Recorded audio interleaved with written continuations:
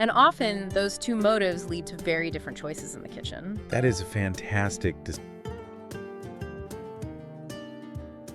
Welcome to the Deep Dive. Today, we're opening up something really interesting, Samin Nosrat's newest work. We're looking at the thinking behind community, ritual, and connected cooking. If you're a home cook, and maybe you feel caught between wanting to make great food and, well, the pressure of making it look perfect or just being plain tired, this deep dive should really resonate. Our goal here is to pull out the key ideas, the operating insights, not just recipes, but the whole mindset shift needed to make cooking less of a chore and more about, healing and connection. Yeah, and it's important to get this right away. This is way more than just a cookbook with 125 recipes. Right. Nosrat is really laying out a sort of blueprint for living, centered around the table. The sources we looked at keep bringing up this idea of ritual. Rituals, okay. Yeah, these intentional ways we gather, how we share food, making the meal mean something more than just, well, what's physically on the plate. And what's fascinating, really, is where this all came from. You might expect, a celebration after her huge success. Right, like a victory lap. Exactly. But segment 1 of our deep dive shows something else entirely. It's vulnerability. This work is explicitly grounded in needing healing and renewal. That's the core of it. If you look at the backstory, the book came directly out of this period she describes as burnout, grief, and self-doubt. And this wasn't just like a creative block. It was serious depletion happening right after massive professional success. Which is so telling, isn't it? It really is. Because the implication for anyone listening is huge. If a world-famous beloved cook hits that kind of burnout, it suggests that the usual ways we measure kitchen success, like speed or complexity or getting it perfect, maybe those aren't sustainable for actual joy. Okay. And she found her way back, or started to, by reframing cooking, sharing meals as something fundamentally restorative, an act of emotional repair almost. Okay, let's unpack this a little. What does that look like in practice?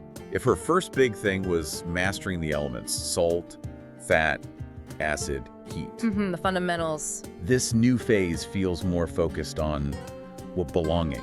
Is that right? Exactly. It forces a shift in what comes first. Food becomes this ancient language of care. Okay. Instead of just, technical skill. It's explicitly about anchoring ourselves to others, family, friends, neighbors, whoever's at the table. So it's about the people first. Absolutely. The sources really highlight what Nosrat calls radical acceptance in the kitchen. Radical acceptance. Yeah, accepting your energy levels aren't always high, that you don't always have loads of time, and letting those things shape the meal, not trying to force some ideal meal onto your reality. But accepting that focus on belonging, doesn't that lead us right into the big challenge for so many cooks today? Yeah. That pressure for perfection. It does. And that's where she makes her core argument, really. Which leads us into segment 2. Right. This is where the book feels almost revolutionary. It pushes directly against that whole culture of flawless food, the Instagram-worthy plate. Oh yeah, that pressure. That visual pressure, she argues. It can actually rob you of the whole point, the emotional payoff of cooking for people. Because you're performing. Exactly. If you're so focused on how it looks, you can't actually be present with the people you're feeding. Okay, but here's a question I think listeners might have. If you step away from perfectionism, does that mean you just stop caring? Or is this focus on intentionality and presence, just swapping one kind of pressure for another? Like, instead of perfect technique, now I have to perform perfect emotion. That's a really fair question, and the sources show she anticipates this. She's not saying be careless. Okay. Instead, she offers specific sort of permissions to lower that performance anxiety. For example, there's this idea we could call de-skilled serving. De-skilled serving. Yeah, basically, don't plate it individually, just serve it. Family style, let people take food right from the pot or the baking sheet. Oh, okay. It cuts out that final, often most stressful step of making it look pro, and it means the host is actually sitting down, relaxed, when people start eating. That feels liberating, actually. It shifts the whole focus. Not the garnish, but the guest. Precisely. It gives you permission, really, to simplify. To just be there as a host instead of being stressed out or, stuck doing dishes while everyone else is eating. And the recipes themselves back this up. They aren't these complex, show-offy things. There are 125 recipes, and they're designed to be, forgiving, comforting, reinforcing that idea of the kitchen as a sanctuary, not some kind of stage. Okay, let's pivot then into the practical stuff, segment 3. Because this philosophy, it's really grounded in tangible food, right? Comfortable food. Mm-hmm.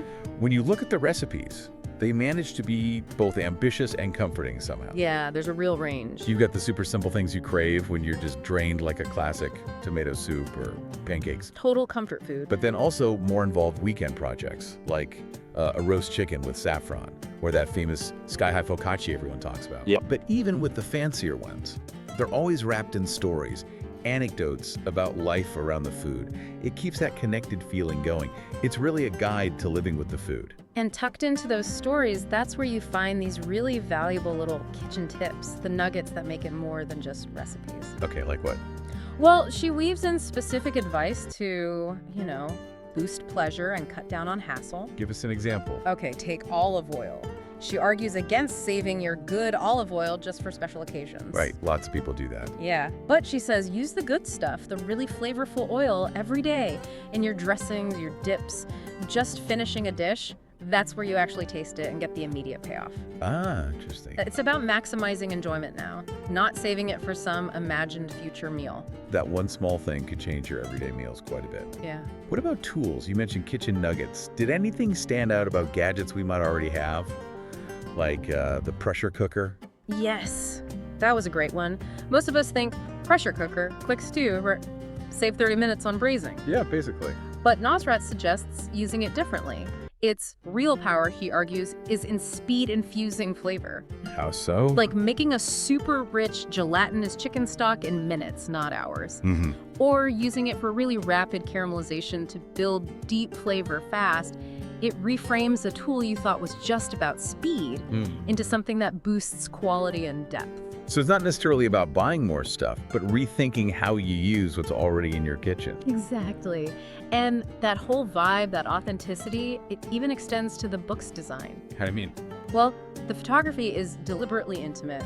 It's all shot in her actual home. Oh, wow. Using her own dishes, the ones she uses every day, it's kind of anti-aspirational on purpose. So not a perfect staged kitchen set. Not at all. It's like an invitation into her real life, suggesting, hey, you can create this connection with what you have right where you are. Okay, that makes sense. Which sort of brings us nicely to the synthesis, segment 4. If we tie all this together, especially for someone listening who already cooks quite a bit, what's the big takeaway? Yeah, what's the revolutionary part for them? I think the book is this vital reminder that just having technical skill isn't the end goal. In fact, if you're not careful, mastery can actually get in the way of real connection. How so? The big insight for someone experienced might be realizing that true mastery sometimes involves intentionally de-skilling when you're cooking for people. De-skilling? No. You mean choosing something simpler? Exactly. Choosing to make something deliberately simple and forgiving so that your energy isn't tied up in the food, it's directed towards the people. It's consciously regrounding your cooking in its social, its emotional purpose. So what does this all mean then, when you boil it down? Fundamentally, this whole work seems positioned as a guide for how food fits into a life that's bigger than just what's for dinner tonight. Right. It's a deep look at how we gather, how we nourish ourselves and other people, and how cooking can actually be part of healing, especially when things feel tough. A way to cope, almost. Yeah. And it pushes you to think critically about our modern food culture. You know, all the assumptions.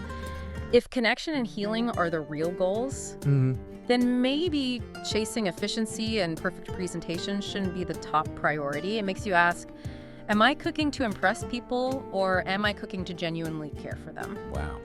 And often, those two motives lead to very different choices in the kitchen. That is a fantastic distinction to end on, because the book talks about rituals as much as recipes, right? Exactly. So if the goal isn't perfect food, but it's about being genuinely present, using food as that oldest language of care you mentioned. Yeah.